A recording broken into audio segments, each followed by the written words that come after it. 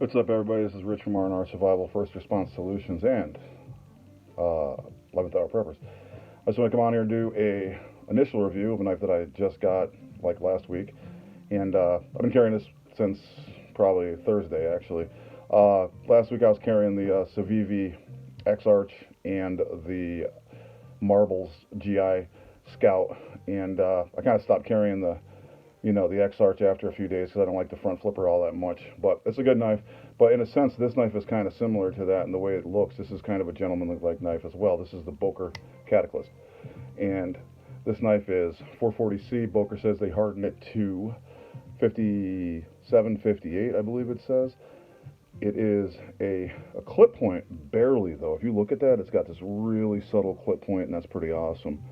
It's got two fullers running down both sides, and it's got some jimping up here on top and farther back actually, so that's pretty awesome. It does have a crown spine, as you can see. It is really comfortable right there. It's really nice. It has G10 scales on one side and a frame lock on the other side, and it is a tip up right or left hand carry, and the blade is black bead blast, as is the pocket clip and the frame lock actually. So it's all got that black bead blast on it, almost like a stonewash really. And you know what, this knife is very similar, like I said, to that X-Arch in the fact that it's it looks similar. If you look at it like this, it's that blade goes right down inside. You can't even see it. It's right below the liners actually. So it's not up or nothing, and it's pretty cool, to be honest with you. I like the way it looks. The G10 it's grippy. It's they call it three-dimensional G10 because it's milled, and the way the G10 is milled, so is the liner actually on the frame lock. I mean, the frame lock is too. So it's a good knife. This 440C is a good stuff. At one time, it was considered a high-end metal. Now it's a good mid-range steel, and Boker does good stuff with it. So it's easy to sharpen.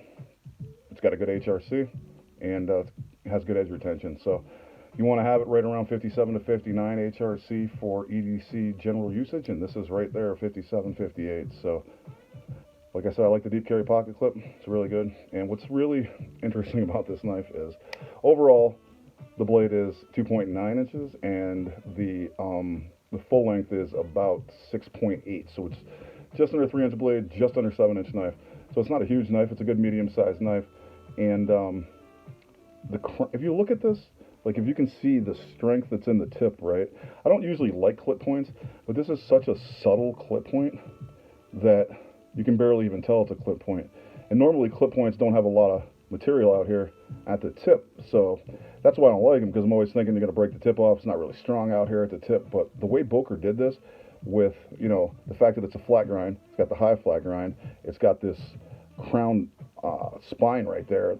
The tip is super durable. It's really thick actually, to be honest with you. And I mean, it's not that it's not a good slicer, but it gives this blade more strength in the tip.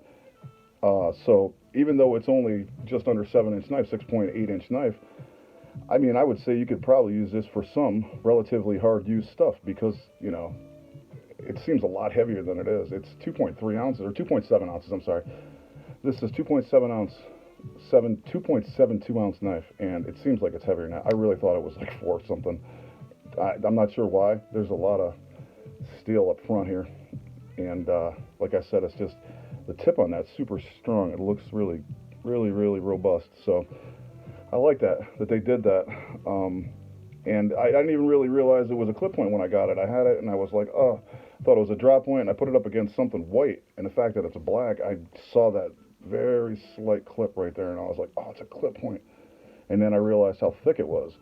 So this is a really good a good EDC knife right here, I would say, honestly, because of that thickness of that blade, of that spine.